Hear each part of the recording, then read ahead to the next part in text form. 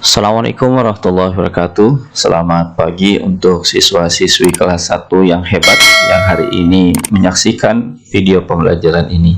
Gimana kabarnya? Mudah-mudahan semuanya dalam keadaan sehat walafiat.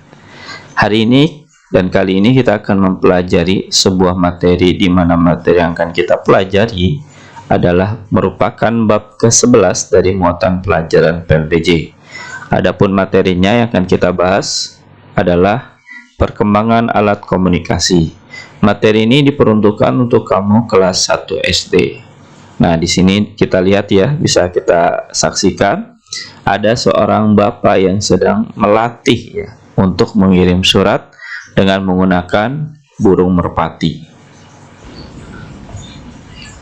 Tujuan pembelajaran kita pada video kali ini adalah yang pertama, mampu menjelaskan alat komunikasi yang ada di Jakarta dengan benar. Kemudian yang kedua, mampu menjelaskan perkembangan alat komunikasi yang ada di Jakarta dengan benar.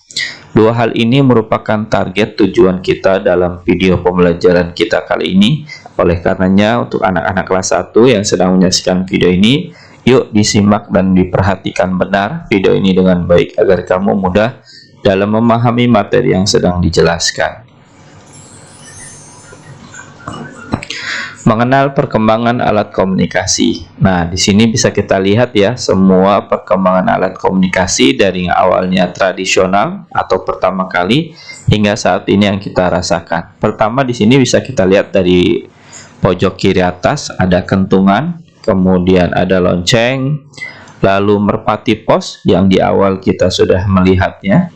Kemudian telegraf, lanjut ke telepon. Ya, di sini ada telepon tua yang pertama kali diciptakan. Kemudian ada pager, lalu ada internet. Kemudian juga ada surat elektronik dan yang terakhir adalah telepon genggam atau smart telepon yang saat ini bisa kita rasakan. Jadi ini merupakan semua perkembangan alat komunikasi yang ada di dunia ini, baik di Jakarta, di Indonesia maupun di dunia. Alat komunikasi sudah sangat berkembang. Perkembangan teknologi turut mempengaruhinya.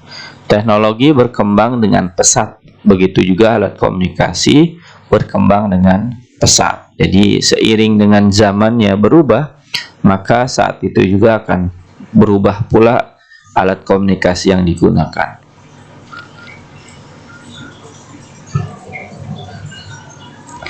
Jenis alat komunikasi. Mengenal lebih dekat alat komunikasi, Didu dan Marco bermain teleponan. Mereka menggunakan dua buah kaleng. Kaleng-kaleng tersebut benang. Nah, ini contohnya ya. Contoh alat komunikasi yang murah, meriah, dan digunakan oleh setiap orang ketika mereka masih kecil. Nah, di sini menggunakan kaleng ya. Dua buah kaleng dan disambungkan dengan benang. Nah, dan ini juga bisa berfungsi sebagai alat komunikasi karena ketika si Didu sedang berbicara dan Marco mendengarkan menggunakan kalengnya, maka suara Didu itu akan sampai kepada Marco. Telepon salah satu alat komunikasi. Alat komunikasi sudah ada sejak dulu. Bentuk dan teknologinya alat komunikasi selalu berubah. Alat komunikasi selalu berkembang. Ada alat komunikasi tradisional dan ada juga yang modern. Satu, alat komunikasi tradisional.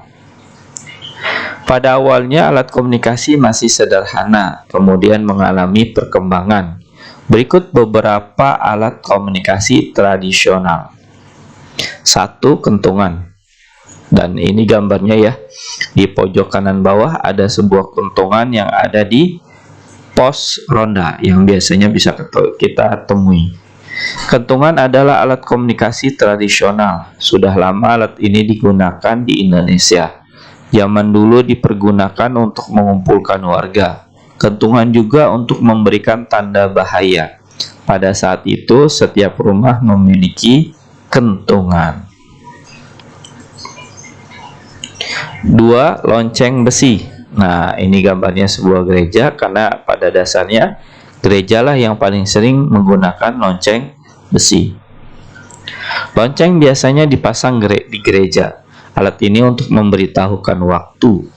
Alat ini juga digunakan untuk mengumpulkan umat. Dulu lonceng juga dipasang di sekolah.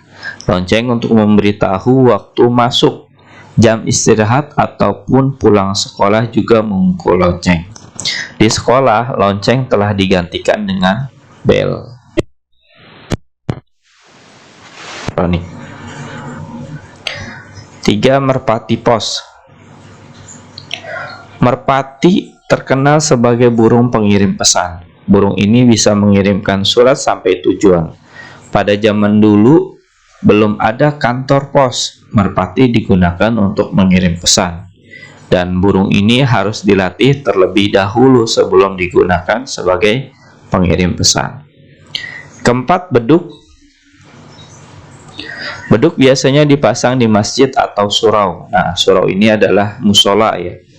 Alat ini dipukul ketika masuk waktu sholat. Zaman dulu, beduk juga digunakan untuk mengumpulkan orang. Jadi, ada dua cara ya mengumpulkan orang pada zaman dahulu, yaitu dengan menggunakan kentungan atau bisa juga dengan menggunakan beduk. 2. Alat komunikasi modern. Yang pertama telegraf, dan ini gambarnya sebelah kanan atas. Telegram dikirim menggunakan telegraf. Alat ini merupakan peralatan elektronik. Telegraf untuk mengirimkan sinyal. Sinyal akan diterima oleh pesawat penerima. Tulisan telegraf disebut telegram. Telegram berbentuk sandi atau huruf Morse. Sandi akan diterjemahkan dalam huruf Latin. Susunan huruf-huruf akan membentuk kata. 2. Radio. Dan ini bentuknya ya. Mungkin salah satu di antara kita yang sedang menyaksikan video ini sudah memiliki atau memang memiliki radio. Ada radio untuk menerima siaran dari radio ya. Siaran dari stasiun akan diterima radio. Ada juga radio untuk melakukan komunikasi. Radio ditemukan oleh Marconi. Alat ini mulai populer ketika digunakan oleh militer. Radio sebagai alat komunikasi mereka. Jadi dalam berkomunikasi, Bapak militer itu menggunakan radio. 3. Televisi. Setiap rumah pasti memiliki televisi. Alat ini untuk menangkap siaran televisi. Stasiun televisi menyiarkan berbagai cara. Ada acara berita, hiburan, dan olahraga. Ada juga acara untuk anak-anak. Dan ini gambarnya ya, di pojok kanan bawah bisa kita lihat sedang ada acara prime time. 4. Telepon. Telepon merupakan alat komunikasi jarak jauh.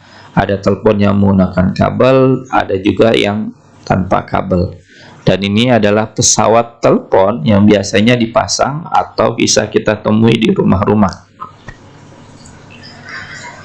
5. Pager atau pager. Dan ini gambarnya ya, pager. Alat ini bentuknya kecil dan masuk saku. Pager hanya untuk menerima pesan tertulis. Pemesanan akan menelpon operator. Ia mengirim pesan melalui operator. 6. Handphone dan smartphone. Telepon genggam lebih dikenal dengan handphone. Alat ini untuk komunikasi jarak jauh. Handphone ini juga dapat mengirim pesan. Telepon yang lebih maju adalah smartphone. Alat komunikasi ini sangat canggih, dapat digunakan untuk internet, serta dapat digunakan untuk memesan ojek online. Jadi ada handphone, ada smartphone. Kalau dilihat dari gambarnya sih, gambarnya smartphone ya, yang bawah ya. Sedangkan yang di atas, nah ini disebut dengan handphone karena hanya bisa menerima dan digunakan untuk pesan ya, mengirim pesan. Dan yang terakhir, ketujuh adalah internet. Dan gambarnya ini ya, sebuah internet yang dibuka dengan menggunakan laptop. Internet digunakan untuk membuka dan mengirim email, serta internet juga menyediakan banyak informasi.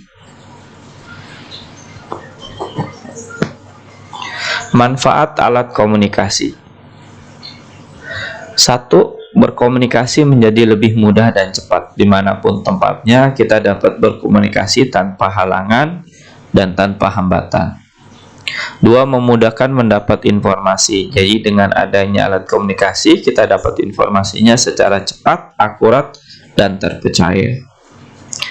3. Menghemat biaya. Jadi nggak perlu pergi kemana-mana, nggak perlu mengeluarkan duit, cukup dengan kita menelpon, kita dapat menghemat biaya. Kemudian sikap baik dalam perkembangan komunikasi. Saat berkomunikasi kita harus sopan, jelas dan benar informasinya. Berkomunikasi seperlunya, memanfaatkan alat komunikasi dengan baik, menggunakan alat komunikasi seperlunya. Jadi inilah sikap baik ya. Jadi harus sopan, jelas dan benar informasinya, dan kalau berbicara dengan seperlunya saja. Setelah kamu menyaksikan video ini dari awal hingga akhir, kemudian kamu melihat soal latihan ini, silakan kamu jawab soal-soal latihan berikut, di mana soal ini diambil dari video pembelajaran kita kali ini.